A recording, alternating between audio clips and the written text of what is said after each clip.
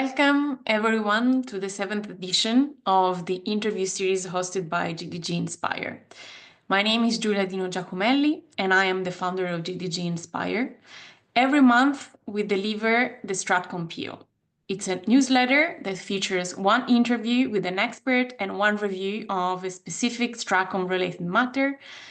This month, we will delve into HTS and the future of Syria and how much they have transitioned their communication style to match perhaps their future role in the Syrian state. We have invited to talk about that Laurence Bindner, who's the co-founder of JAWS, who's the project that monitors violent extremist propaganda across the web and social media. We will specifically indeed talk about HTS and the transformation of its communication style. Laurence, welcome to the Stratcom PO. Thank you very much, Julia, for the invitation. You are welcome, and you are welcome in this space. To start our conversation, I would like you to talk a bit about HTS in general. So within the same period of time leading to the ultimate storming of Syria, journalists, experts, whoever was commenting on Syria struggled a bit to define HTS. They have been depicted in different manner: jihadists, rebels, terrorists. So now that the group is in fact expressing the new Syrian leader, and after the retreat of Assad, what is the story of this group that led them to arrive to where we are today? And what would be the right term to address them in the present day? Okay, thank you very much, Julia. And indeed, I think it's very important to understand the evolution of HTS, Hayat Tahrir al-Sham, from its beginning.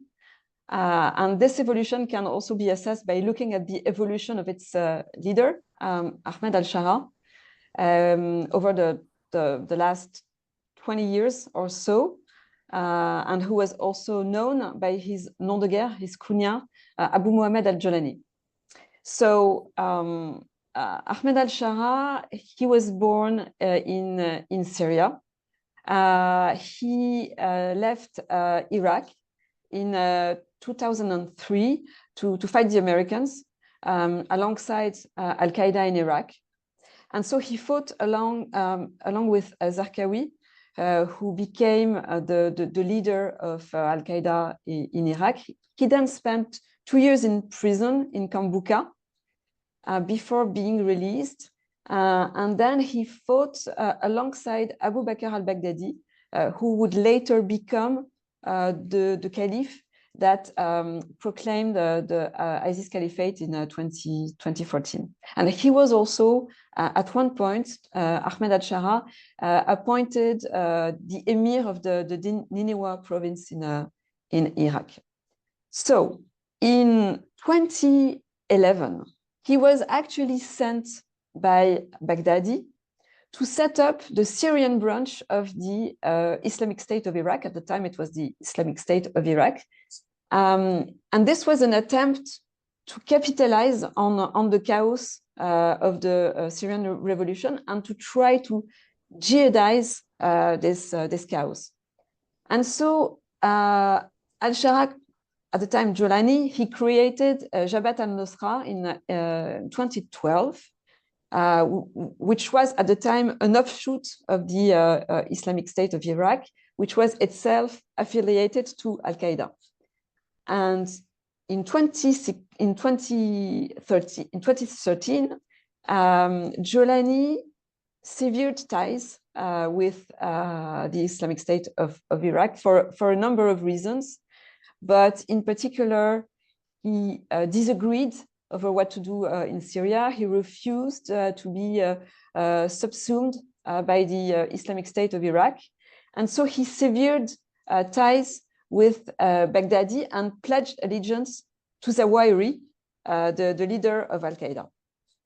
And so the aim at the time for Jolani and for Al-Qaeda was to forge alliances with local groups in Syria in order to set up, in order to establish themselves and set up an emirate that could be a stepping stone toward a caliphate.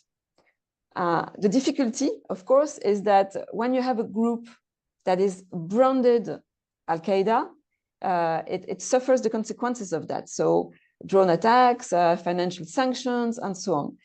And as a result, a number of groups had actually refused to ally themselves with Jabhat al-Nusra, precisely to escape this military pressure, the financial retaliation, and so on. And so in mid-2016, Jolani and Al-Qaeda decided by a mutual agreement that it would be more appropriate to break this allegiance so that Jabhat al-Nusra would be more free and could forge these links with local alliances. So in Laurence, 2016, yes, in 2016, he announced a rebranding. Yeah, indeed. So sorry to interrupt, but so you are describing, let's say, the evolution from the internal point of view, so from Syria and Iraq, but what was the perception from the outside? So, for example, the United States and all the military forces that were active in the region, I mean, did they actually believe that this was happening? I mean, what was the perception? Yes. So yeah, it's the question, because some are still asking a question now. So the first rebranding, 2016, it was not Jabhat al-Nusra anymore. It was Jabhat Fatah al-Sham. So you have Sham in the name. It's a way to Syrianize the name, to localize, to territorialize the group.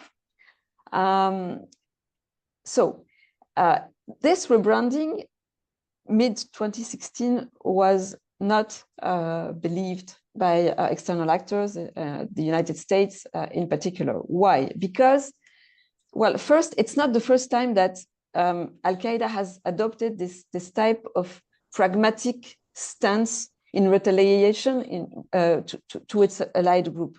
For example, we have an example in 2010, I think 2010, bin Laden actually sent a letter to the leader of the Al-Shabaab group in Somalia, and he was advising him not to make his allegiance to Al-Qaeda public and only to circulate this information internally.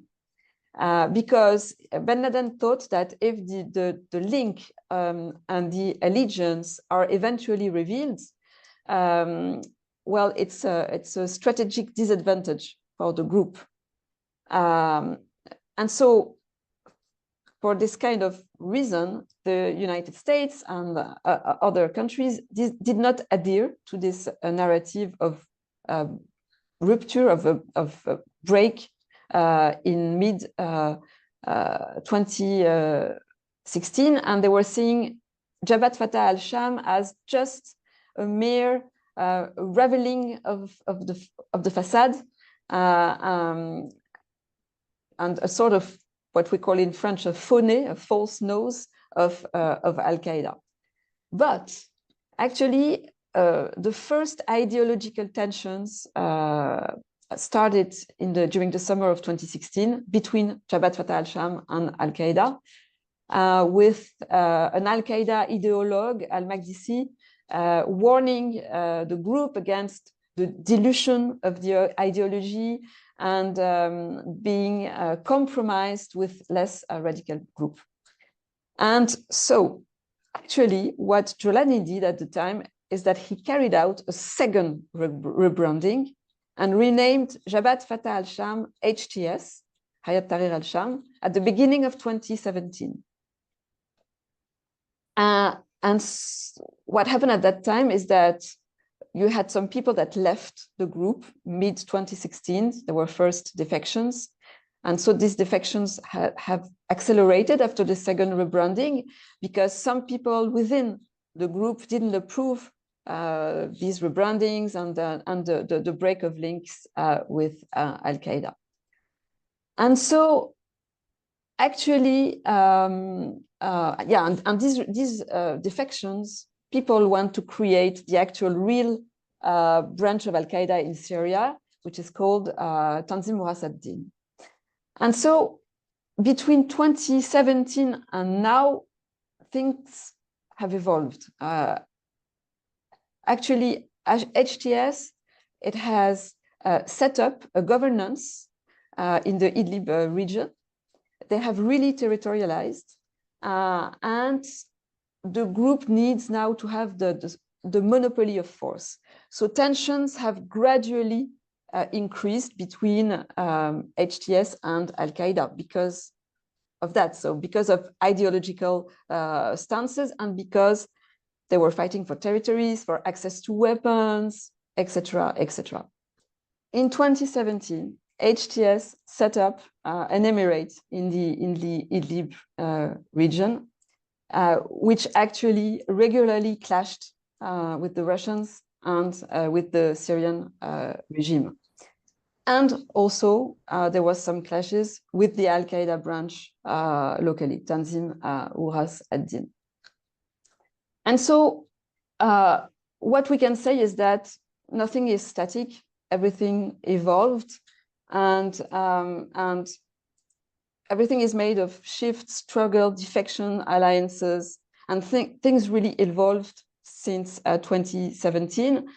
And so to answer your first question as how to name HTS, well, Aaron Zedin, which is a specialist of the group, named them political jihadists.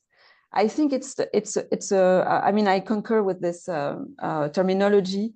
They have become more political. Maybe we will discuss that later. They have kind of institutionalized, and they concretely, I mean, fact-based, rather cut the links with international jihadism. So it's something that is more territorial, more locally focused, and more political.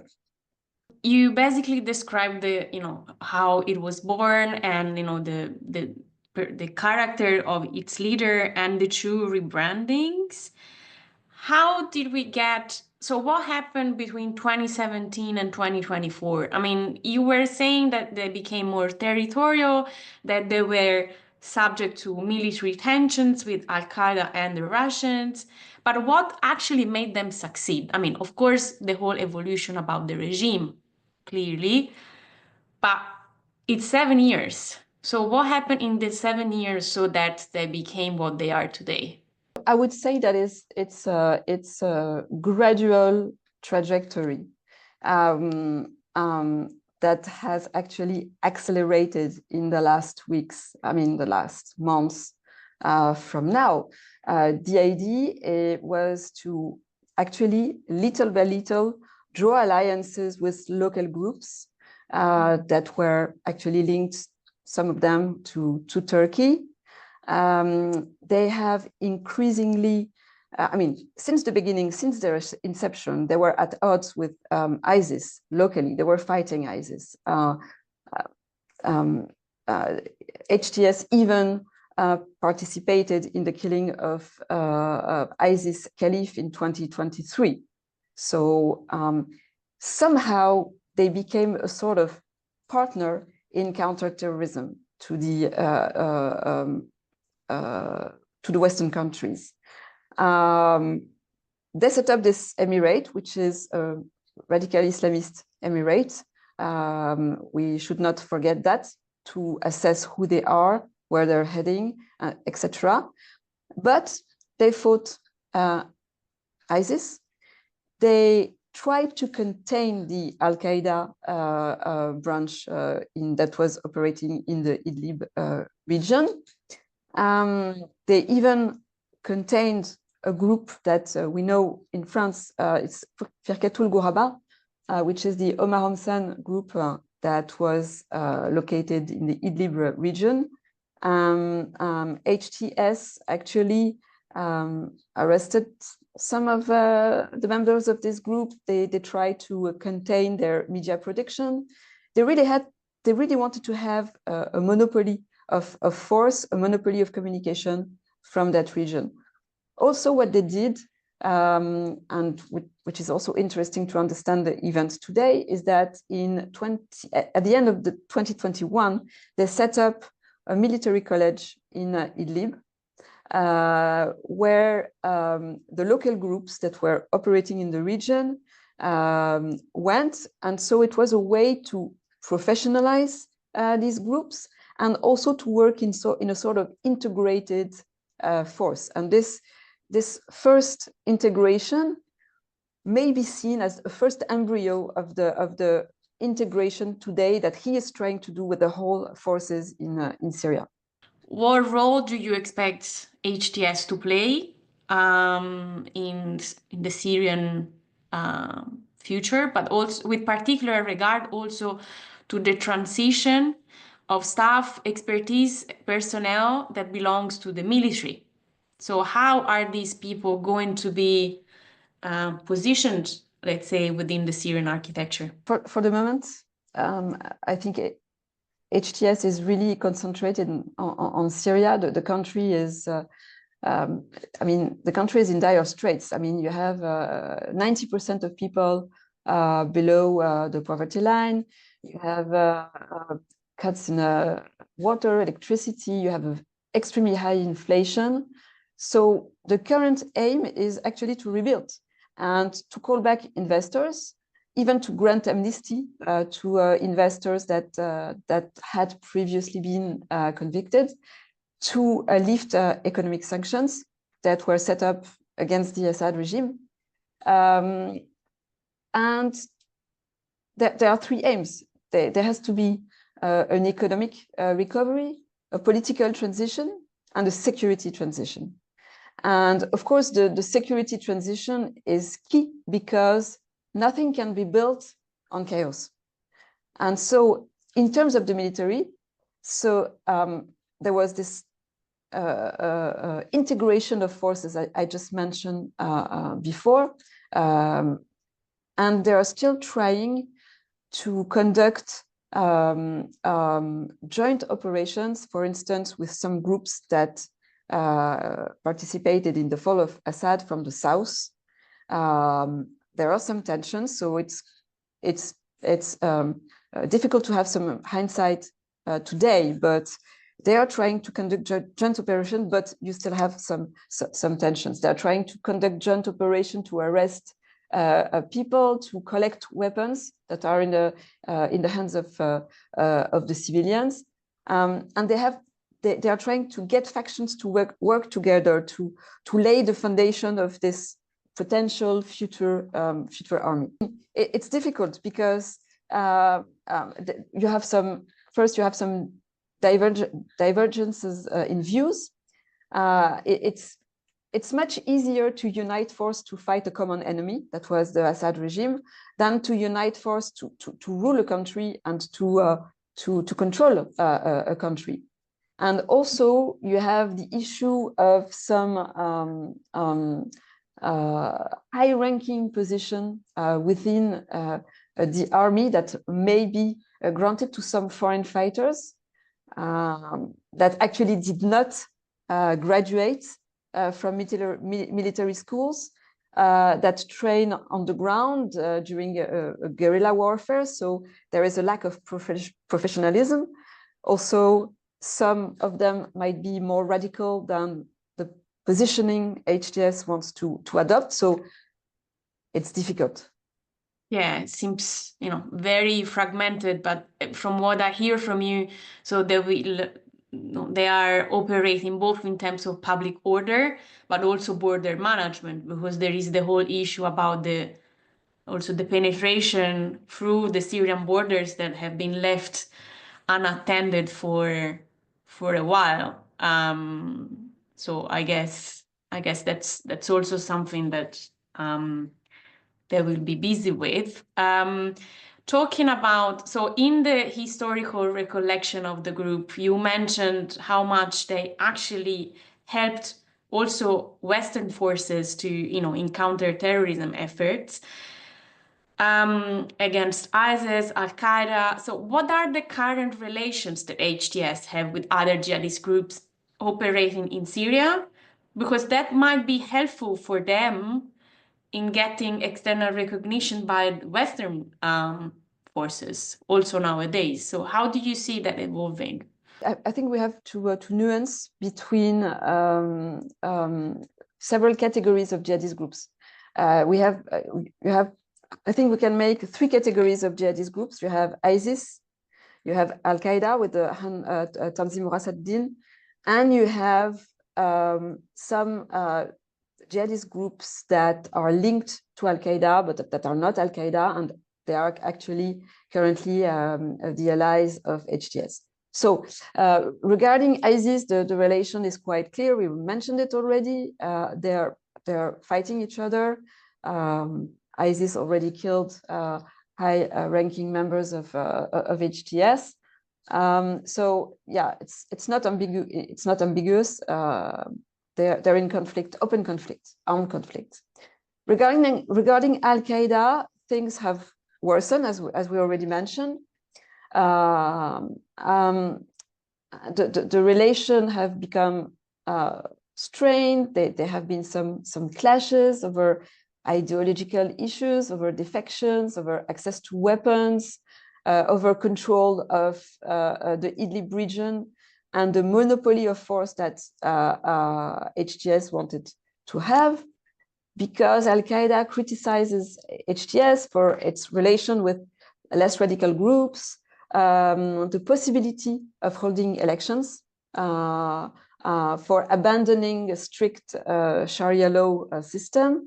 And we have to keep in mind that Al-Qaeda dogma doesn't have any plasticity. It's rigid. So if HTS went outside of it, then it's difficult to, there is no point of return. Also, Al-Qaeda criticizes Julani, Ahmed al-Shara, for having betrayed first Al-Qaeda in Iraq and then Al-Qaeda. So he blames him for being a traitor. And so, yeah, it's not a correct assessment to say that HTS is the same as Al-Qaeda now, because I heard some analysts were saying that it's they went too far to remain in good terms with Al-Qaeda, even if they had some small cooperation, pragmatic cooperation in the last years. The other issue, more complicated issue, is with other groups that are allied to HTS, that are more radical and that are linked to Al-Qaeda. For instance, you have Katibat Imam al-Bukhari, which is linked to Al-Qaeda, designated, and so on. And so the issue for HTS now is to contain this group. They are actually an asset with their discussion towards the West, because they can say that they need to have the control and to contain them. For instance, as they are containing the Firqatul al-Ghuraba of Omar Omsan. But it's difficult because al-Shara has a sort of very narrow room for maneuver. And he's walking on a kind of ridge, because on the one hand, he has to reassure the West at the risk of dissatisfying the radical groups. And on the other hand, he needs their support, and he has to make concessions to them. Otherwise, they break alliances, and otherwise, even some people, radical people from HTS, may defect. So the path is narrow. Since it became clear that HTS would be making it till Damascus, and in fact take the capital, so Al-Jolani projected this moderation, issued conciliatory statements even towards Russia. which was Assad's historical partner, in an attempt to reduce societal clashes, private justice, and retaliatory attacks. But what is your assessment of these attitudes? I mean, was it surprising to you? Is it real? It's hard to to penetrate his brain, but it's hard to assess the durability. It's hard to assess this if this attitude is genuine, if it's sustainable. So I think we have to stick to facts. But actually, I was moderately surprised. I was moderately surprised because the trajectory of the group since 2017, 2018 was to disengage little by little, gradually, from international jihadism, even if it was irregular, with ups and downs, and so on. And the fact is that Giuliani has not been targeted by the United States. So it's a trajectory. It's the global direction. Still, I was surprised because the pace of this trajectory has really accelerated very much recently. I mean, a few years ago, not so long time ago, al-Shara's vision for Syria was the vision of the Sharia law, the strict Sharia law. Now he's open to a more inclusive law system, a more inclusive society, even open to a man-made system of rule. He announced the creation of a new constitution. He even, a few days ago, released a communique that congratulated Donald Trump on his inauguration. So no one would have predicted that a few weeks ago. So things are moving. Yeah, he's acting like a statesman in a way. Yeah, One month ago, I mean, he was in a different position. But I have two questions on that, two follow-up questions. So the relation with pro-Assad individuals, because of course, I mean, Syria has been under the Assad for 50 years. I mean, this left wounds in the society, grievances. What do you expect HTS? What would be the prospective strategy of HTS with regard to pro-Assad individuals, and not only those, but also those who just collaborated with the regime? There have been clashes between pro-Assad militia and HTS, especially in December, but still now. A militia was created and named the Syrian Popular Resistance pro-Assad militia, claiming to launch operations in occupied Syria. Actually, quite a few people of the former regime that were very close to Bashar al-Assad actually left the country, including the Republican Guard. But you have a lot who remain, and there is indeed a lot of hatred, a lot of grievances against those who collaborated with the regime. A lot of them have been fired. There have even been some sporadic summary executions that were filmed and posted on social media. But most of them have just been fired. I mean, you have, I think, 1.2 million people that have been fired, that have no incoming money since December, which is an additional issue. And so it's not, I mean, it's not clear yet. I think that the Syrian regime is planning to reintegrate some former state employees for a question of unity. But of course, the question remains over who should be reemployed and what to do with those who are not reintegrated. So I think that the question remains, their status is not fixed yet. I would add to that note that the how much Giuliani will prove to be a statesman will also be proven by how much he will manage this restorative justice process, because we know that after big regimes, the way you manage the aftermath is quite critical then to the sustainability of having a society that lives in harmony, so to say.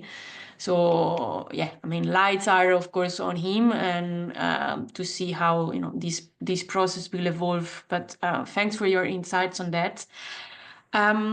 Moving to my last questions, specific, I would like to have your views on how much the public appearances and media platforms portraying Jolani al-Shara play in shaping both the local but also the international perception of HTS, and whether you have felt from your point of view that there was an actual strategy. So this is extremely interesting, because in terms of political communication, it's very interesting to analyze the evolution of Ahmed al-Shara. So in 2012, when he was still al-Baghdadi envoy to Syria, he did not appear in public. He was branded terrorist and so on. Then his public image evolved. In around 2015, 2016, he started to appear in religious clauses, which of course were showing the strong influence of religion in his strategic objectives. In the years that followed, he appeared mainly in military fatigue, like being the leader of an insurgency, but with less this religious trope. Then there was an appearance in 2021 when he gave an interview to Frontline Media, and he already appeared at that time in a suit, which was a way for him to institutionalize himself. And now he's wearing a suit and tie. So the message conveyed by this evolution of clauses is quite striking, quite revealing of what he wants to show of his evolution and the evolution of the group. One of his way to communicate is to grant interviews to foreign journalists. I think it's really a part of the Stratcom. And so he can really convey the substance of the message to international state powers via these journalists. What is also interesting to remind is that since a few years, HTS has adopted a much more neutral, slicker posture than other jihadist groups. For instance, during the events of the Gilets jaunes in France, the yellow vests, the jihadist group reacted to that. So ISIS would react and advise to carry out terror attacks in the crowd of the yellow vests. Al-Qaeda had a more political approach, saying, addressing its potential supporters and say, the French government is spending money to fight Islamic countries and to loot the resources of Islamic countries in Africa or in the Middle East, but they lack money at home.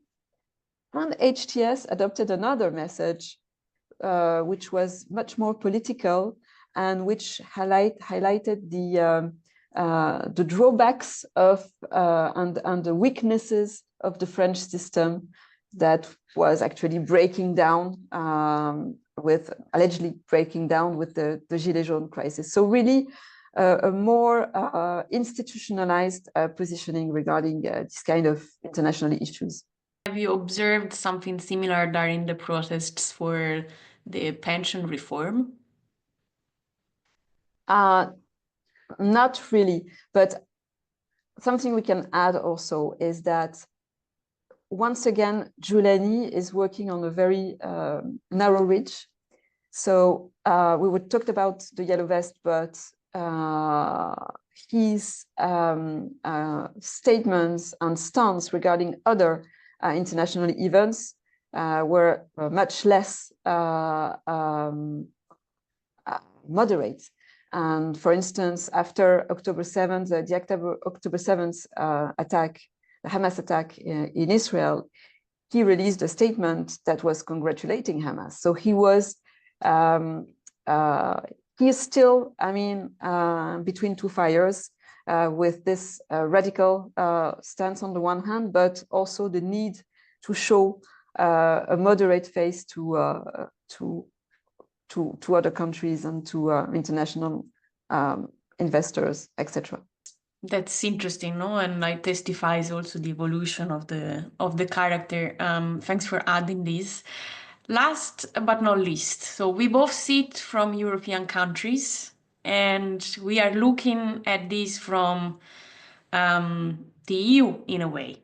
What are the security concerns that the EU, on the one hand, but its member states have with regard to the evolution of the situation in Syria? You have quite a few security concerns. So first, the chaos and the instability is a security concern systematically. The question of monopoly of force is a real question. Some groups are radical. So will Al-Sharaa manage to keep them under control, knowing also that some states might try to help radical group destabilize the regime? There was recently a paper reported by Wassim Nasr, who went to Syria, and the testimony by some locals fearing that Iran, for instance, that lost influence in the country, would maybe help ISIS to destabilize the regime. So I'm not saying it's happening. I'm saying that people in the country in Syria are, some of them are fearing this could happen.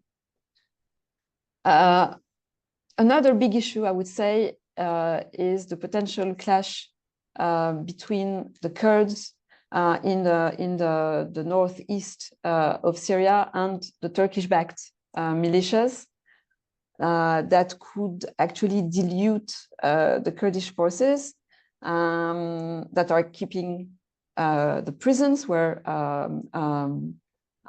ISIS members are incarcerated, that are also keeping the IDP camps where ISIS families, women, children are located. And so this could encourage ISIS to attack, to try to break some prisons. We, as Europeans, we have some European citizens in Syria, some of them operating with HTS, or some of them that close to them.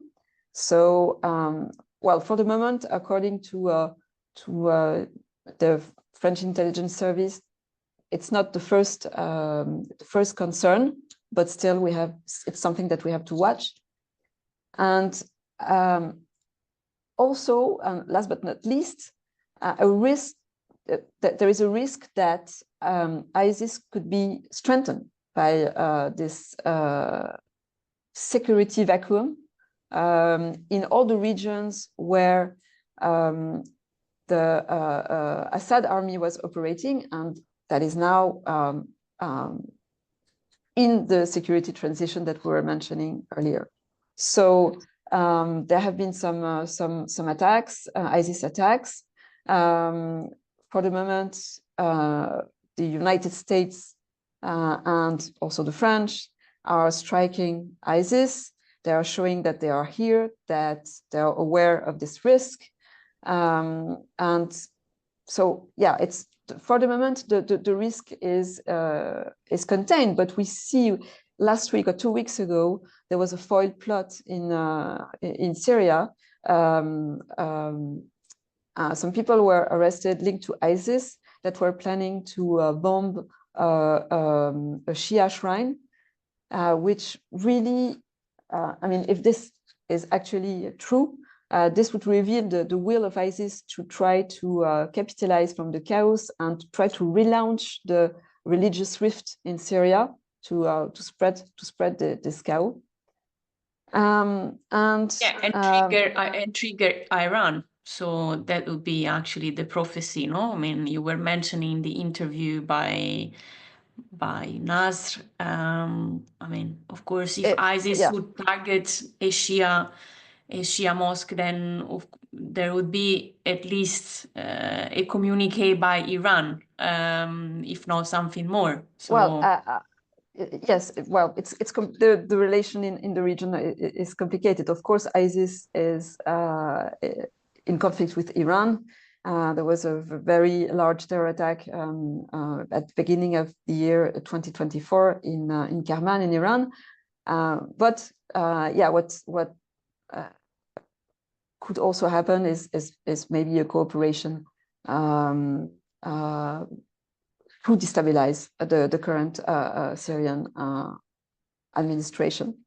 And just to end with this issue of security concern, I think that we are also in a period of transition in terms of influence in Syria. And it's something that Europe has to watch, because we had, during the Assad reign, we had a strong Iranian influence, a strong Russian influence, that are now kind of replaced by growing influence of Turkey, and some potential investment by Qatar, or let's see what comes. But it's also something that, in terms of geopolitical perspective, has to be monitored and assessed by Europe.